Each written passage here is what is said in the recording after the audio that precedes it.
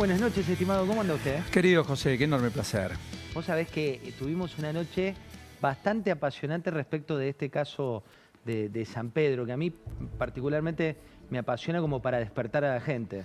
Sí, el caso de San Pedro y el caso de Casilda, que yo creo que es el que va a estallar pronto en la provincia de Santa Fe, una ciudad donde también con un esquema Ponzi han sido defraudados muy buena parte de sus habitantes.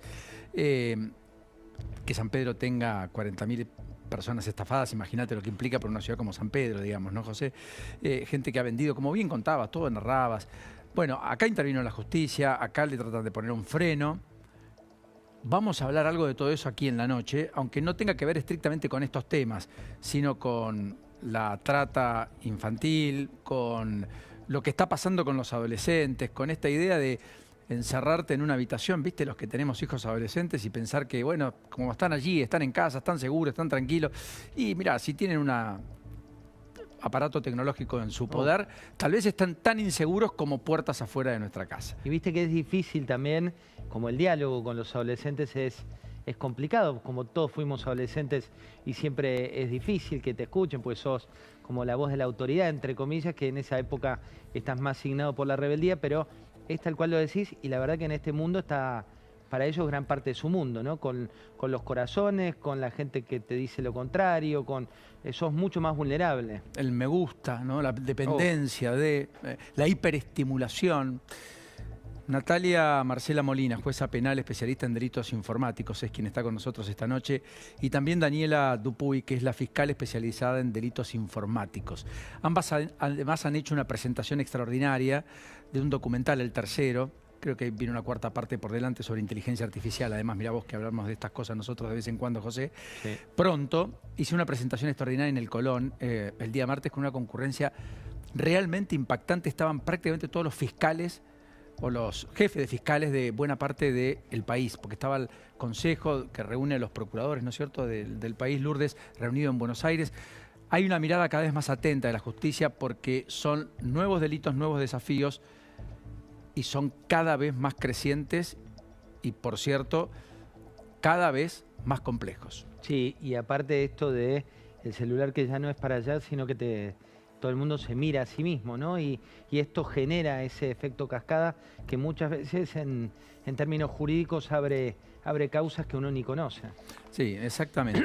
Bueno, te retengo un ratito por 4 o 5 cosas de la política para después meternos de lleno en estas cosas que vamos a hablar esta noche. Pero en principio hoy hubo como 2 actos, ¿no?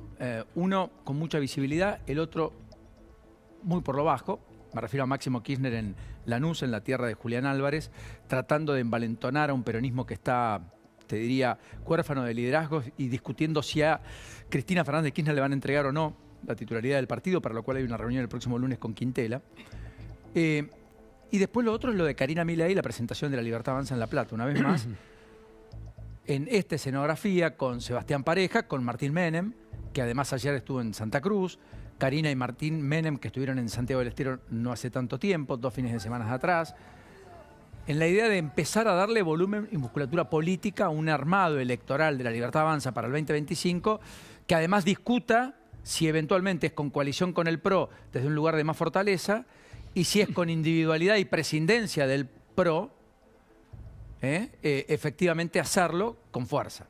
Una estética, y esto es opinión, Paulino, bastante peronista en cuanto a los actos, no en cuanto a lo que dicen, porque obviamente no lo están planteando desde ese lado, pero cuando vos mirás la movilización, las formas, las canciones, la idea de esto de los jóvenes cantando y de determinada forma, todo eso da como cierta estética que imagino también para el peronismo plantea ciertas dudas. Sí, y es verdad, porque eso es muy cierto, porque además el armado de Milei está teniendo más peronismo que antiperonismo, diría yo, en muchos lugares. Pero más allá de eso, claro, eso se va matizando con lo que va a ocurrir mañana y que ya en la previa dio que hablar respecto a la redenominación del Centro Cultural Kirchner.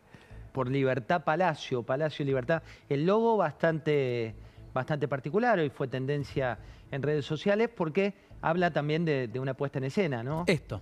Claro, ¿ves? Esto sería una simbología antiperonista, si querés, o más cercana a el no peronismo. Y lo que vimos en La Plata es más la simbología del peronismo.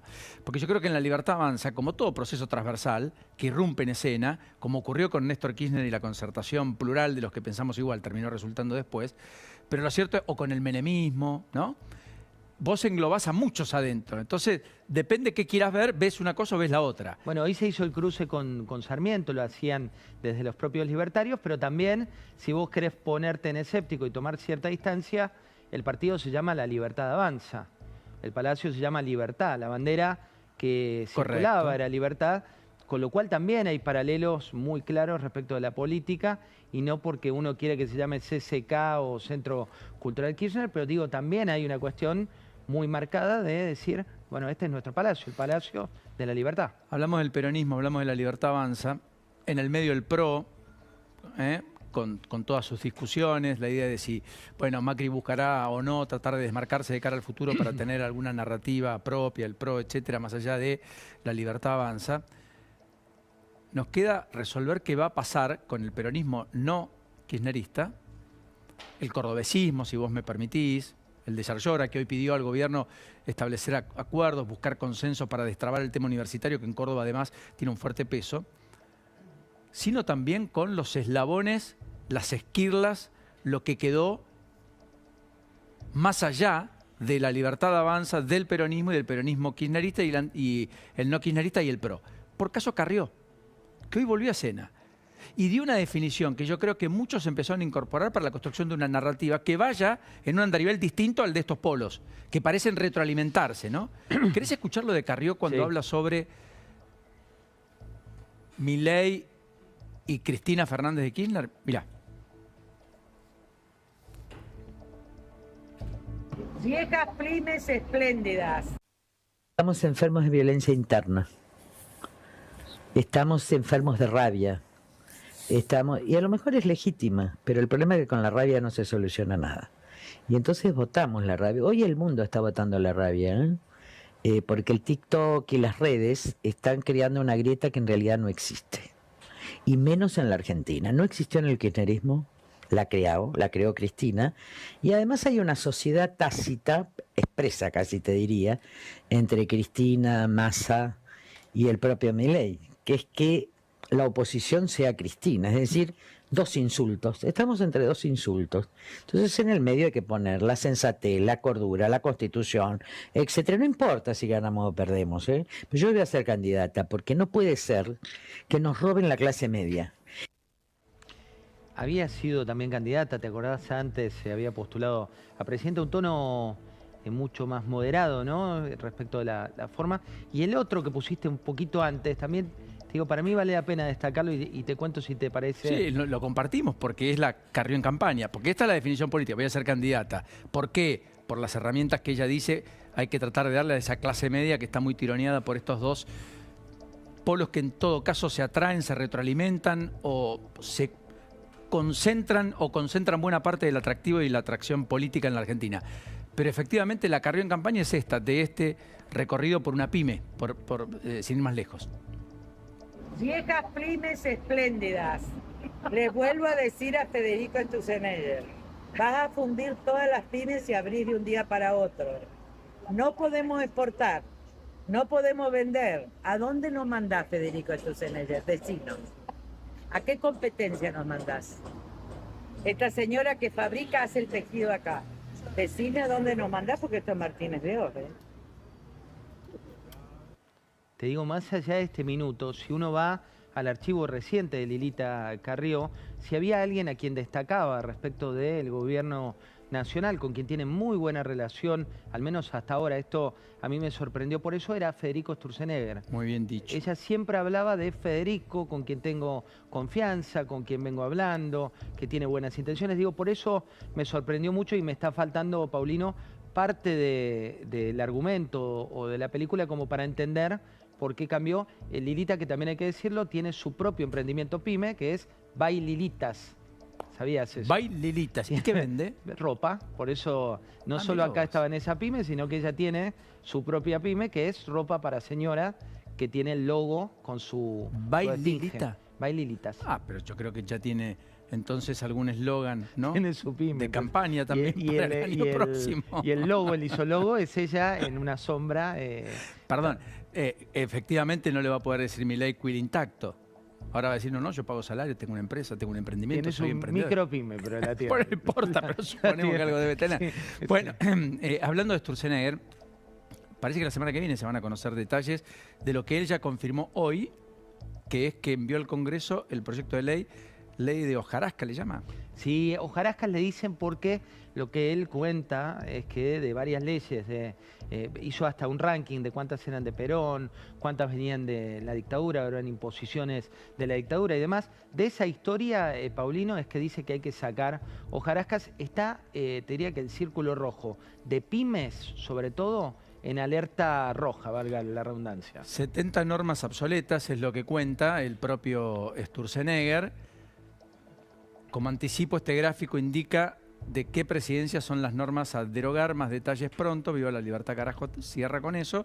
Y habla de los decretos que van a ser derogados según las presidencias.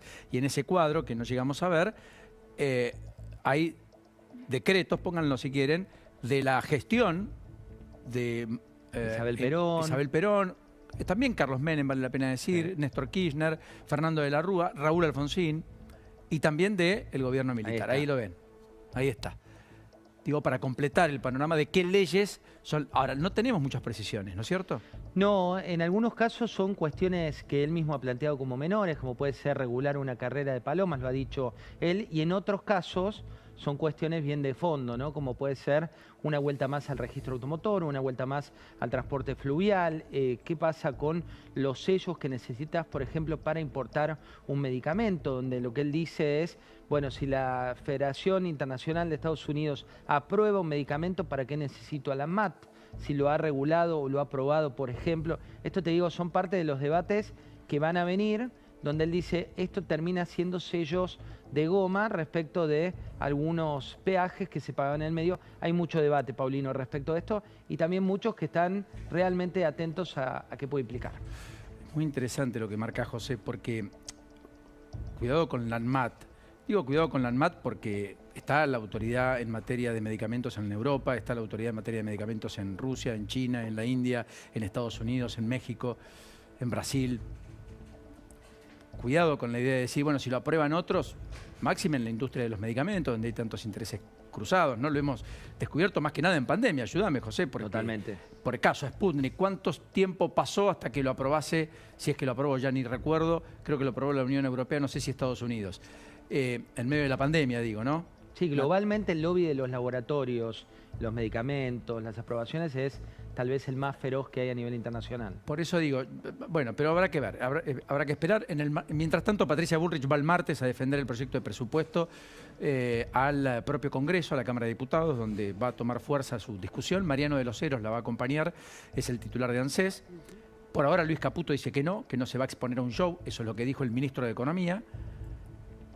Yo no sé cuánto hace que el ministro de Economía no va a explicar el proyecto de presupuesto, José, o si ya habíamos perdido la cuenta de cuántos años hace que no va ningún ministro de Economía. No me acuerdo, ¿eh? No, depende de quién era el ministro, digo, pero sobre todo lo que cambió es que hoy tuviste un presidente de la Nación que fue a explicar el presupuesto con su rol de economista. También eso va como contracara, digo, de la ausencia que puede tener un Toto Caputo, que nobleza obliga, es alguien que no le gusta exponerse sobre todo a tanto público. Hay que ver si pesa más la obligación o el deseo de no exponerse. Es verdad lo que decís. También no es menos cierto que allí no hubo tampoco mucha locución sobre el presupuesto per se en la presentación de aquel domingo por la noche de Milei, ¿no?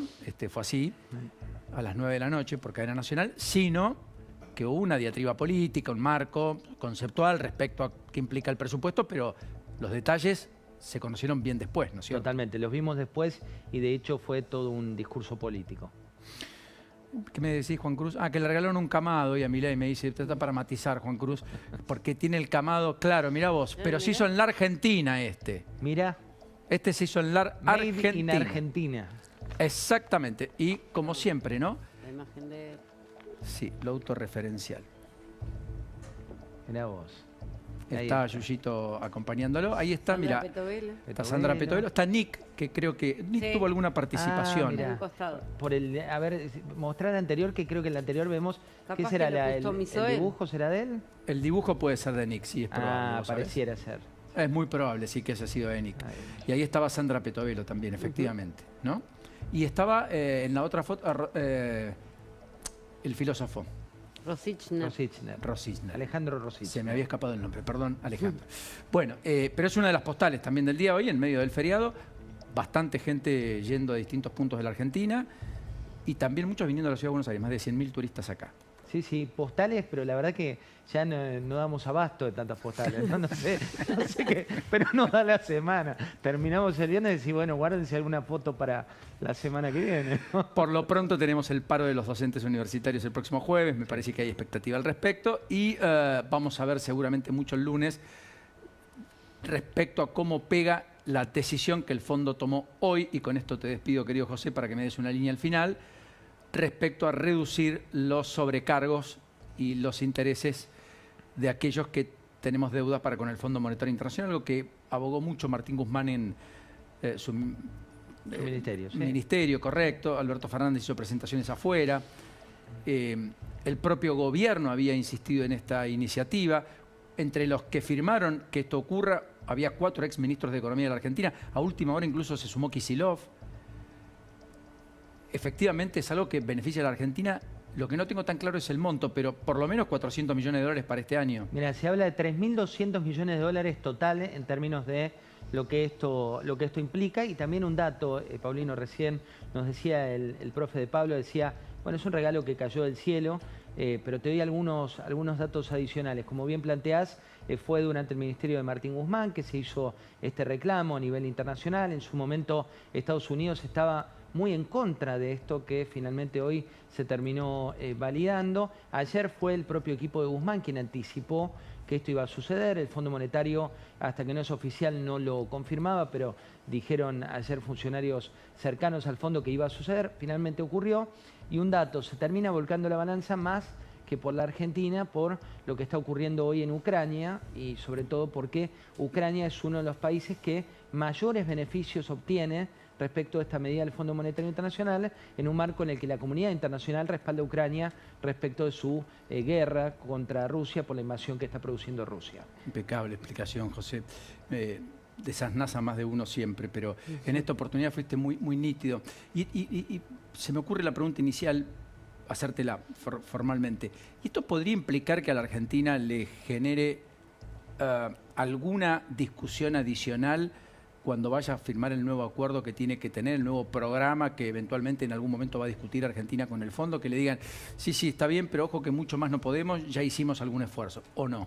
No, creo que son caminos paralelos. Son caminos paralelos, Paulino, porque esto afecta a muchos más países que la Argentina. Es lógico que desde nuestra mirada lo hagamos más endogámico, porque en definitiva es nuestro país. Claro, todo nos parece a vida o muerte.